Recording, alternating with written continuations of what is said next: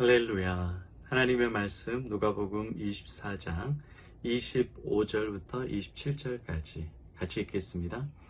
이르시되 미련하고 선지자들이 말한 모든 것을 마음에 더디 믿는 자들이여, 그리스도가 이런 고난을 받고 자기의 영광에 들어가야 할 것이 아니냐 하시고, 이에 모세와 모든 선지자의 글로 시작하여 모든 성경에 쓴 바 자기에 관한 것을 자세히 설명하시니라. 아멘. 오늘도 예수님의 은혜와 사랑이 넘치기를 축복합니다. 아멘. 저와 사랑하는 여러분, 인생에 있어서 제일 큰 문제는 고난의 문제입니다. 개인의 고난, 교회의 고난, 가정의 고난, 나라의 고난, 고난의 문제가 닥치면 너무 힘들고 괴롭습니다. 고난의 문제가 닥치면 이 신앙이 흔들립니다. 그래서 우리의 삶과 믿음에 반드시 이 고난의 문제가 해결이 되어야 돼요. 오늘 말씀을 통해서 저와 여러분이 가지고 있는 작은 큰 그 고난의 문제가 예수님으로 해석되어지는, 인생의 고난에 대한 문제가 예수님으로 답을 얻어지는 놀라운 축복이 넘치기를 기도합니다. 아멘. 이스라엘 백성들이 왜 예수님을 안 믿었는지 아세요? 고난 때문에 그렇습니다. 메시아가 고난을 받는 것이 유대인들에게는 믿어지지 않는 거예요.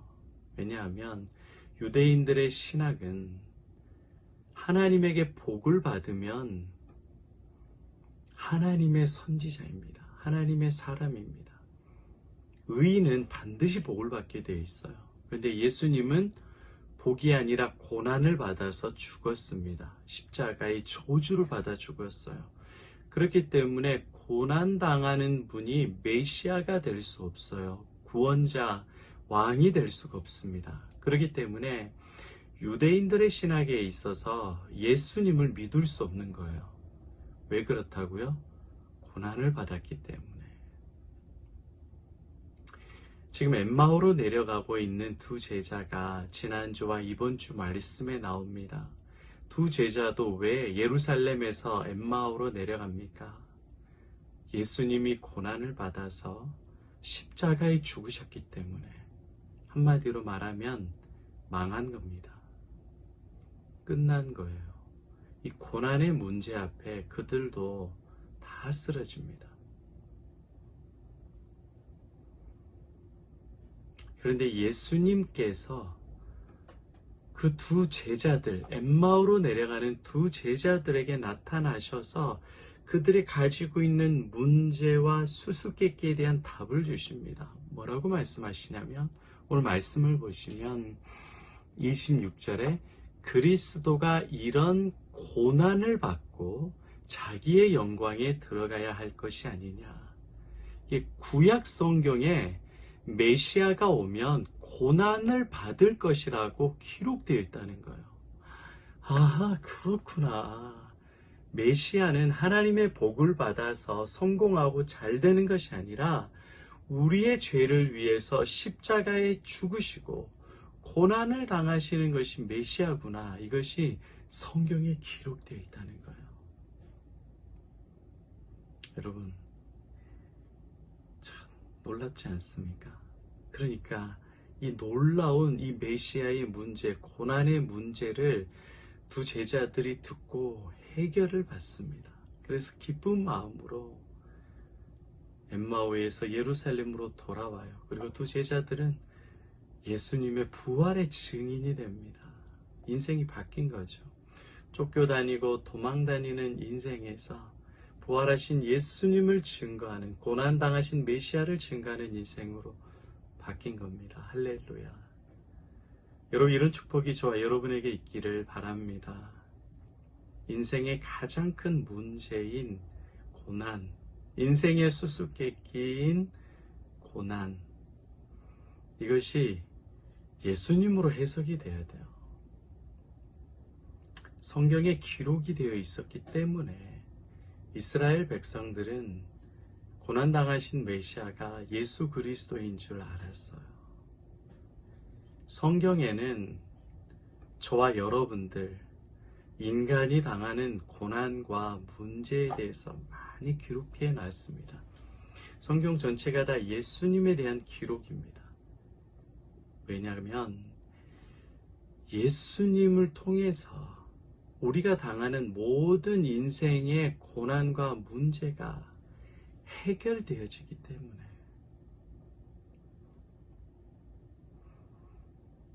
아브라함이 이삭을 바치는 것은 예수 그리스도가 십자가에 죽으시는 것을 상징하고, 요셉이 은 20에 팔리는 것은 예수 그리스도가 은 30에 팔리는 것을 예표해 주고, 모세가 물에서 건져낸 것은 예수님께서 헤롯의 죽음에서 건져내어 주고, 다 그것을 상징해 주고 있어요. 그렇게 해서 우리 인생의 모든 고난의 문제를 예수님이 해결해 주시는 겁니다. 고난당하신 메시아, 우리의 죄를 위해서 대신 모든 고통과 아픔을 당하신 메시아 예수께서 우리 고난의 문제를 해결해 주실 수 있는 유일한 분이라는 거예요. 그것이 구약 성경에서부터 계시록까지 전부 기록이 되어 있어요.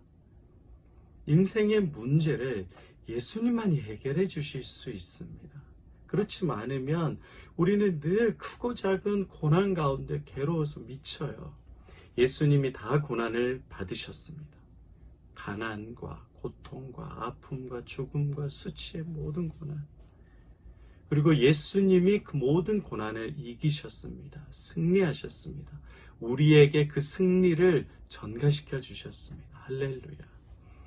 그렇기 때문에 성경을 통해서 예수님을 본 사람들은 모든 인생의 고난의 문제들에 대한 분명한 해답을 받습니다.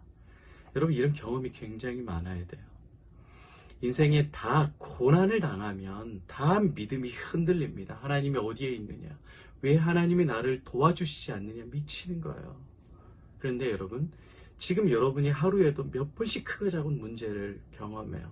가족들과의 갈등, 또 여러 가지 직장에서의 문제, 몸이 아프거나 힘든 것들, 각자 여러 가지 선택의 책임에 대한 갈등들이 다 있을 거예요.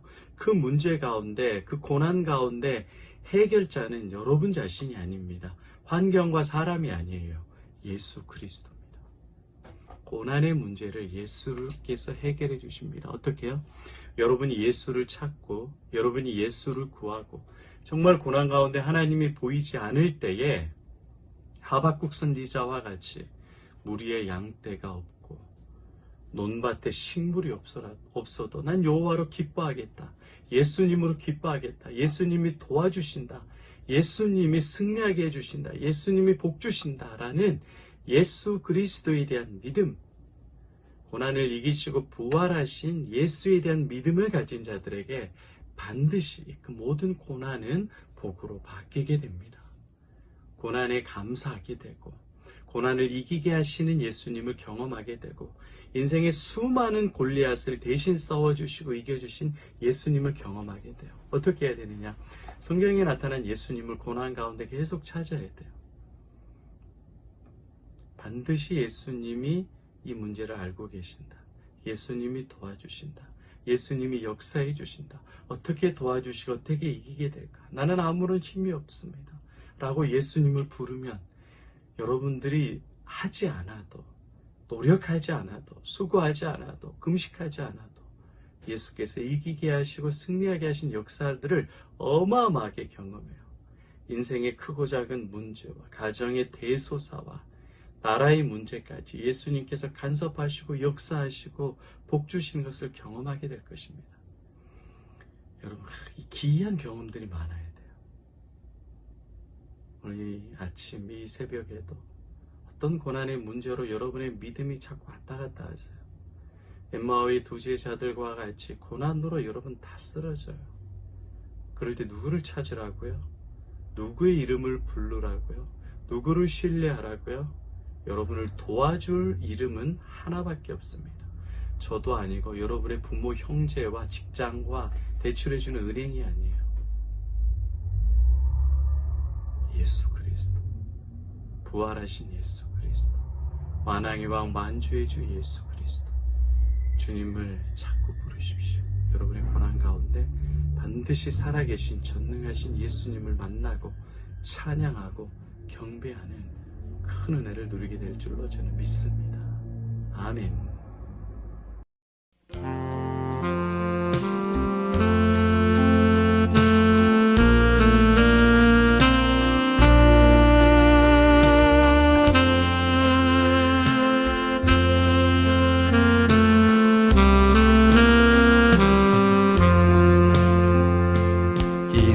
인생길 험하고 마음 지쳐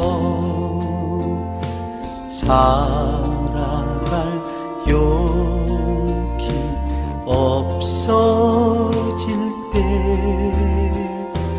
너 홀로 앉아서 단식지 말고 예수님 품으로 나오시오. 예수님은 나의 생명, 믿음, 소망, 사랑 되시니 십자가 보혈 자비의 손길로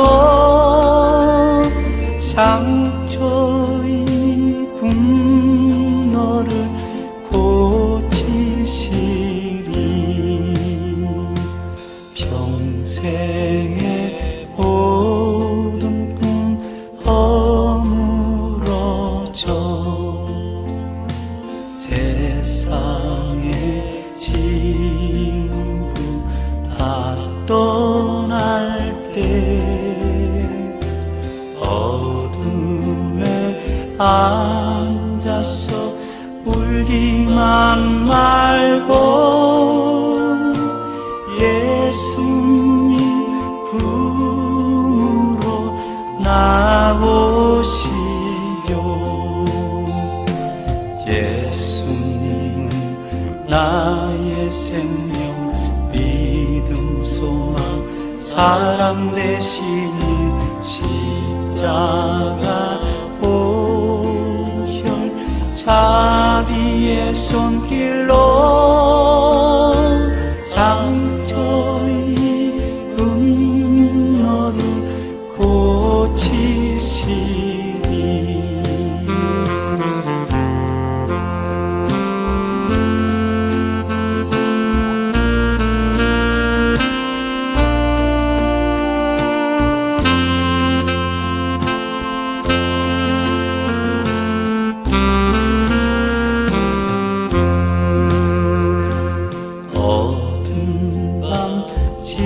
지나면 새날 오고